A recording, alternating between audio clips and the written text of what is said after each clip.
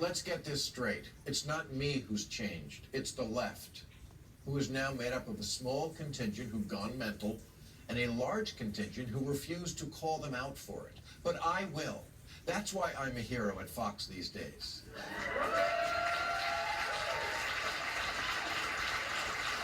Which shows just how much liberals have their head up their ass, because if they really thought about it, they would have made me a hero on their media. But that can't happen in this ridiculous new era of mind-numbing partisanship, where if I keep it real about the nonsense in the Democratic Party, it makes me an instant hero to Republicans. The same thing happened in reverse to Darth Vader's daughter, Liz Cheney,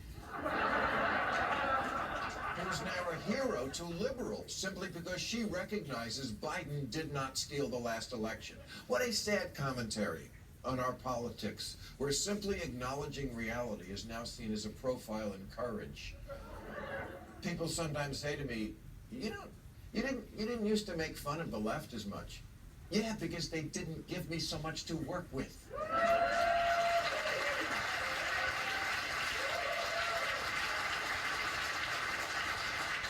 The oath of office I took was to comedy.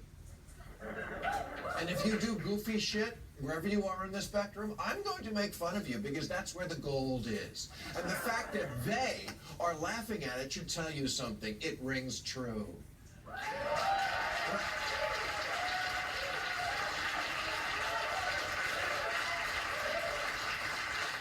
When normal people read that San Francisco has basically legalized shoplifting, they think Democrats have gone nuts. They think, that Ted Cruz guy seems like a real stiff. But at least he believes in the concept of shopping with money.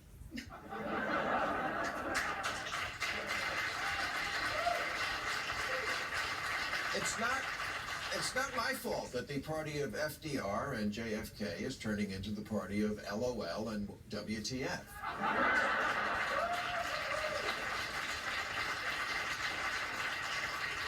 Members of Congress tweeting things like cancel rent, cancel mortgage, and no more policing or incarceration, declaring that capitalism is slavery, canceling Lincoln and Dr. Seuss, teaching children they're oppressors and math is racist, making Mr. Potato Head gender neutral, and now an emoji for pregnant men.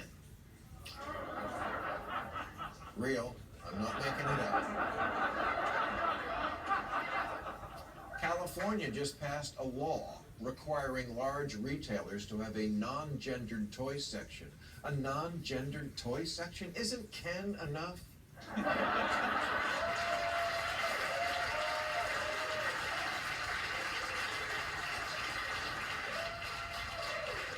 We need a law for that? You have to inject yourselves into everything? From where you can throw a frisbee to who can braid hair? This is why so many people, by the way, were triggered by COVID policies. They were already sick of rules. Regulation should be a good issue for Democrats. It's certainly one they're associated with.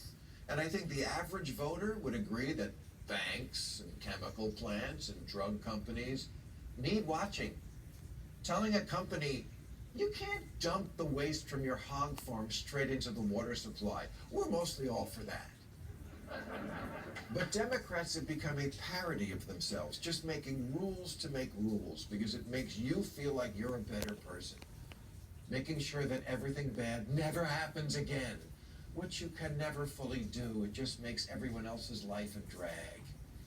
The Biden infrastructure bill has a provision that requires all new cars to install an alert system that goes off when you leave a baby in the back seat, which is something done only by crackheads and people who sadly, yes, do it on purpose. And after every one of us winds up bearing the cost for cars to install this alarm, you know who's going to ignore it? Crackheads and people who do it on purpose.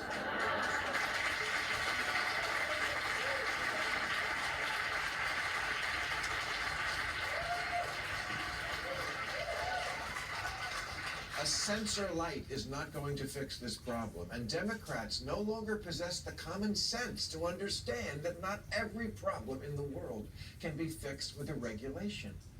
But don't tell that to the advocacy groups who also want every future car in America to only start when the driver blows into a breathalyzer. Oh, great, my other car is a Karen.